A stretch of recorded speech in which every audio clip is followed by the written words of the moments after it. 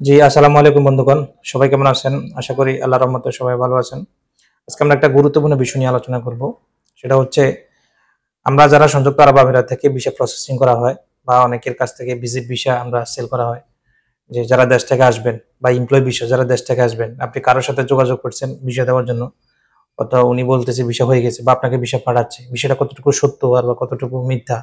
এটা কি আসলে সঠিক বিষয় কিনা এটা আপনি কিভাবে চেক ইন করবেন? অথবা যারা আমরা এখানে সংযুক্ত আরব আমিরাতে আছি, কারো সাথে ভিসা নেওয়া দেওয়ার ক্ষেত্রে আপনি এগ্রিমেন্ট করছেন।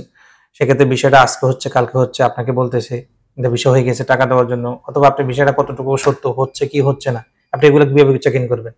অথবা যারা আমরা এখান থেকে ছুটিতে আবার দেশে যাওয়া হয়, যারা ৪ মাস ৩ মাস থাকার পর অনেকের মনে করে যে আমার বিষয়টা আসলে আছে কিনা বা ক্যানসেল হয়েছে। এরকম অনেকের ভিতরে অনেক সন্দেহান থাকে। তো আমরা বিষয়টা টোটালি এটা কিভাবে চেক ইন করা হবে আজকে এই ভিডিওতে আলোচনা করব। চলুন তাহলে শুরু করা যাক। তবে ভিসা চেক ইন করার আগে আপনাকে ২ টা জিনিস মনে রাখতে হবে। এক হচ্ছে কেউ যদি আপনাকে ভিসা দিয়ে থাকে, সেটা দিয়ে চেক ইন করতে পারবেন। অথবা যদি আপনাকে ভিসা না দিয়ে যদি বলে ভিসা দেওয়া হয়ে গেছে, তাহলে কিভাবে চেক ইন করবেন? আপনার হাতে তো অবশ্যই পাসপোর্ট আছে। পাসপোর্ট না হলে তো আপনার ভিসা নামও নিতে পারবেন না। ভিসা নিয়ে প্রসেস করা তো দূরের কথা। তো যাই হোক, আপনি আপনার হাতে পাসপোর্টটা থাকলেও চলবে, অথবা যদি কোনো ভিসা কপি পাঠায় সেটা দিয়ে আপনি চেক ইন করতে পারবেন। চলুন তাহলে আজকে ভিডিওর মধ্যে আমরা দেখে দিব কিভাবে আপনি ভিসাটাকে রিয়াল অর ফেক। বা কম্পিউটারে গুগল ক্রমে যাবেন অথবা মজিলা ফায়ারফক্সে যেকোনো একটা ব্রাউজার ওপেন করবেন। ওপেন করার পরে সংযুক্ত আরব আমিরাতে ২ টা সাইট আছে। এখান থেকে আপনার আইসিপি, একটা হচ্ছে বিটা বা স্মার্ট সার্ভিস, অথবা আরেকটা আছে শুধু স্মার্ট সার্ভিস। আমি এখানে যেকোনো একটাতে গেলে চলবে, সমস্যা নাই। আমি বিটা স্মার্ট সার্ভিসে গেলাম। যাওয়ার পরে দেখুন এরকম একটা পেজ আসবে, ওয়েবসাইট আসবে। আসার পরে এখানে একটা পাবলিক সার্ভিস থাকবে। পাবলিক সার্ভিস এখানে ক্লিক করবেন। ক্লিক করার ফাইল ভ্যালিডিটি এখানে ক্লিক করবেন। ক্লিক করার পরে দেখেন এখানে কয়টা অপশন আসছে।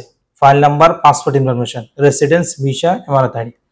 অর্থাৎ আপনাকে যদি নতুন কোনো বিষয় দেওয়া হয়, দেখবেন ভিসার ভিতরে একটা ফাইল নাম্বার দেওয়া থাকবে, বা 201 বা 301 বা 501 বা 401 সামথিং স্ল্যাশ এরকম একটা ফাইল নাম্বার দেওয়া থাকবে। এখন আপনার কাছে যদি ভিসা থাকে তাহলে দেখবেন সাথে আরেকটা ইউনিফাইড নাম্বার থাকবে, ৭ ৮ বা ৬ এরকম ডিজিটের একটা নাম্বার থাকবে, ইউনিফাইড নাম্বার। সেই ইউনিফাইড নাম্বার দিয়ে আপনি চেক ইন করবেন। ইউনিফাইড নাম্বারটা এখানে দিবেন। দেওয়ার পরে ন্যাশনালিটি দিবেন, ঠিক কোন ন্যাশনালিটি আছে, অথবা ডেট অফ বার্থ দিবেন। এই তিনোটা ফিল আপ করার পরে এখানে I am not robot verify applicant করবেন, বাস চার্জ করবেন। আপনার বিষয়টা যদি রাইট থাকে, আপনার কাছে যে বিষয়টা পাঠানো হয়েছে সেটা আপনি দেখবেন এটা ইস্যু কবে হচ্ছে, এটা এক্সপায়ার ডেট কবে থাকবে। সচরাচর আমরা যখন একটা এন্টি পারমিট বের করা হয়, এন্টি পারমিট বিলেট কিন্তু ২ মাস থাকে। আপনাকে কিন্তু ২ মাস কিন্তু উল্লেখ করে দিবে। যদি আপনি দেশে থাকা অবস্থা বা এখানে ইন আউট করা আগ পর্যন্ত যদি এটা চেক ইন করেন, সবসময় এটা ভিসা অপশনে দিবেন।